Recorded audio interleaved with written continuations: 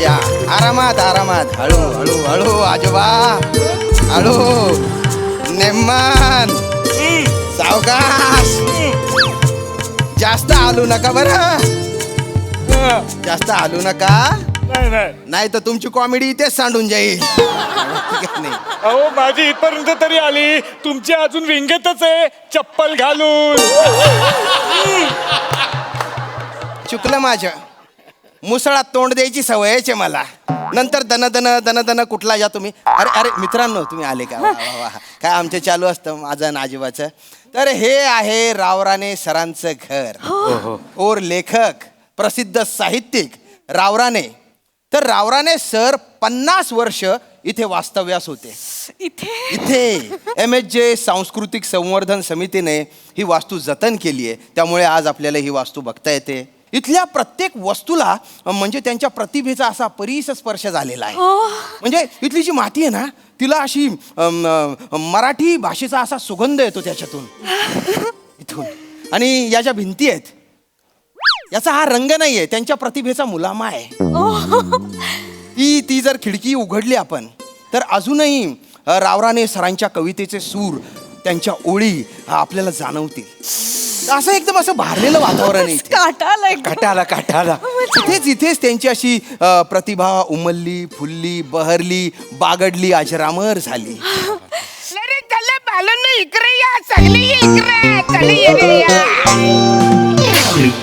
सगळी मी किलर सांगतो आज योच तो पल्लो आटा येतो हे बघा हे आहे मेन हॉल इकडून पुढे गेलं सरळ का तिकडं लेफ्ट बाजूला किचन तिकडे राईट बाजूला संडास बाथरूम ने सरळ आत गेलं तर डायरेक्ट झोपायची खोली एक्सक्यूज मी खूपच मोठ्याने बोलताय तुम्ही कोण ब्रोकर आहे का नाही मग मिनी गाईड आहे गाईड आहे लांब राहण्याच्या घरची मिनी टूर देत आहे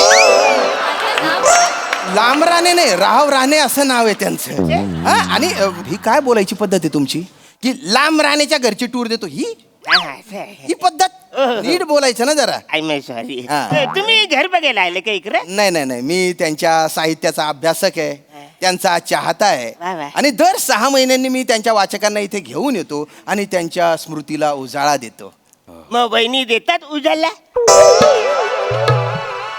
कोण स्मृती वहिनी स्मृती नसतं ते स्मृती असतं आणि स्मृती म्हणजे त्यांची पत्नी नाही स्मृती म्हणजे त्यांच्या आठवणी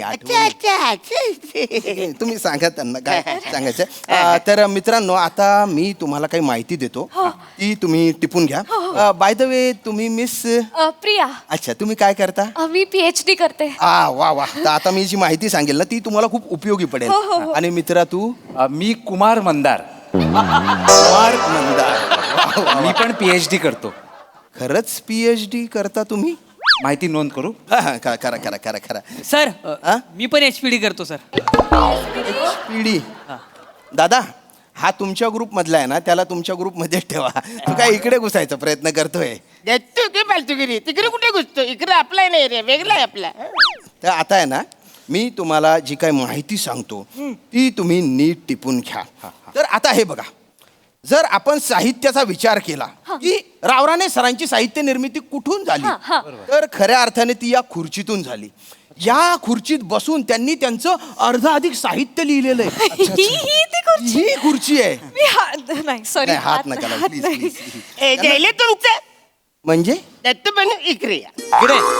इकडे हीच ती खुर्ची ये या खुर्चीवरती लावराने उभं राहून बल्ब लावायचं बऱ्याच पंखा पण इकडूनच पुसायचा नाही आणि काही झालं बऱ्याच पंखा यांचा बंद पडायचा मग ते काय करायचं यो पेन घ्यायचं आणि ते पंख्यान घुसवायचं अरे काय करताय तुम्ही तो पेन खाली ठेवा खाली उतरा आधी खाली उतरा अरे ऐतिहासिक गोष्टी आहेत या पण ती हे बघा हो काय बोलतायत खूप मोठे लेखक होते आणि त्यांच्याबद्दल ही काय माहिती सांगताय तुम्ही अरे बाला मोठे लेखक असले तरी कधी ना कधी पंखा बंद पडणारच आहे ना मग हे पेन घ्यायचं असं करायचं फालतूपणा नका करू काय बाई ते बरोबर सांगतायत आता बल्ब चेंज करायला लांब राणे हीच खुर्ची घेतली असेल ना लांब राणे नाही हो राव राणे नाव आहे ना लावराने राव राणे नाव आहे त्यांचं राव राणे राव राणे राव सर हा, तरी किती टक्के शक्यता आहे कशाची म्हणजे रावराणी सरांनी त्यांच्या लेखणीनं पंख्याचं चक्रीकरण करण्याची किती टक्के शक्यता आहे? म्हणजे चक्रीकरण चक्रीकरण नाही म्हणजे तसं झालं असेल झालं असेल. पण तुम्ही लेखकाच्या कारकिर्दीचा विचार करता ही गोष्ट काही महत्वाची नाहीये. महत्वाची नाही. नाही नाही, महत्वाचं पण शक्य आहे ना, हे शक्य आहे ना. नाही नाही नाही नाही हे बघा शक्य जरी असेल तरी महत्वाचं काय काय आहे आहे? की या या या लेखणीने त्यांनी काय लिहिलंय. हो. या लेखणीने त्यांनी सावलीच्या सावलीत, आभाळाचा डोह, 7व्या पानावरचं चित्र असे कथासंग्रह लिहिले. वा वा. सावलीच्या सावलीत त्यांनी ह्या लेखणीने लिहिलंय. ही लेखणी मी 15 वेळा वाचलाय तो काव्य संग्रह. मला नाव काढलं की माझ्या अंगावर काटा येतो. आहेच तसं ते. ते पुस्तक नाहीये मंदार. ते पुस्तकच आहे ते नाही, म्हणाले नाही, ना. नाही, तो अनुभव आहे. अनुभव हा, ते अनुभव. पुस्तक नाहीये. ही ती लेखणी आहे. ही लेखणी आहे. झाले तुमचं दत्तू बनू इकडे बालांनो, योच तो पेन लाव राणीच्या पाठीला खाज आली रे आली का तो यो पेनाने असा खाजवायचा. खुच्चू खुच्चू खुच्चू खुच्चू. अहो तुम्ही काय डोक्यावर पडले का? झालं? तुम्हाला एकदा सांगितलेलं कळत नाही का?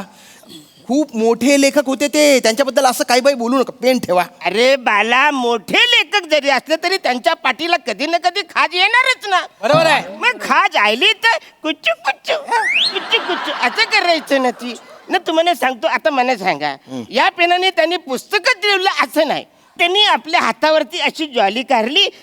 हे बघ ज्वाली. एक नंबर आहे भाई. भाई पेन दाखव ना. ज्वाली घे. जायला जडायले. मग व्यायाम कर त्याच्याने. अरे एवढे मोठे लेखक हातावर जॉली काढत बसतील का? पण सर सर सर तुम्ही 100% खात्रीने सांगू शकता का त्यांनी जॉली कधी काढलीच नसेल म्हणून? नसेलच काढली. 0.1% तरी कधीतरी त्यांनी प्रयत्न केला असेलच ना सर. अरे या क्षुल्लक गोष्टीला काय महत्व आहे नाही पण? नाही, महत्व आहे. आमच्या मराठी साहित्याच्या PhD मध्ये आम्हाला या सगळ्या गोष्टींची पडताळणी केली पाहिजे. एक मिनिट, आपण ना याची नोंद करून घेऊया. नाही, हे नाही जॉली लावणे जॉली लावणे. आणि कुचू कुचू काय होतं? कुछ कुछ पाच पाच पाच पाच, खातो. अरे हे महत्वाचं नाही. ए भाई लोक हे ते तुम्ही जे काही लिहिताय त्याचा नंतर फोटो काढायला काय? काढा ना. हो. अरे ऐका ना, मी काय म्हणतोय, ते लेखणी आणि खिडकीबद्दल तुम्ही काय सांगत होतात? पहिल्या पानावरचं वाक्य होतं ते.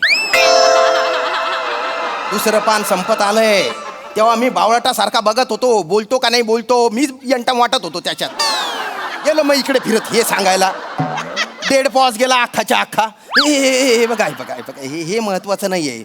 मी काय सांगतो ना ते महत्वाचं. मुळात तुम्ही जी काही माहिती सांगताय ना ती आधीच आम्ही वाचलेली आहे वाचली आहे, हो, पुस्तकांमध्ये. तुम्ही माहिती वाचली? हो, पण हे जे काही सांगतायत ना हे आम्ही कुठेच ऐकलेलं नाहीये. तर आम्हाला ह्यांच्याकडची फर्स्ट हँड इन्फॉर्मेशन हवी आहे. तुम्ही नाही नाही मी मी आता माहिती सांगतो. ती पुस्तकात नाहीये. हे बघा ही ही ही ही रावराणे सरांची शबनम. शबनम ही जी आहे ना ही नेहमी त्यांच्या सोबत असायची. अच्छा. ही त्यांची म्हणजे जवळजवळ साथीदार होती. ही साथीदार होती. म्हणणं वचारा कोणतरी बोलला होता की लावराणीच्या घरामध्ये शबनम नावाची कोणतरी आटम राहते. हा.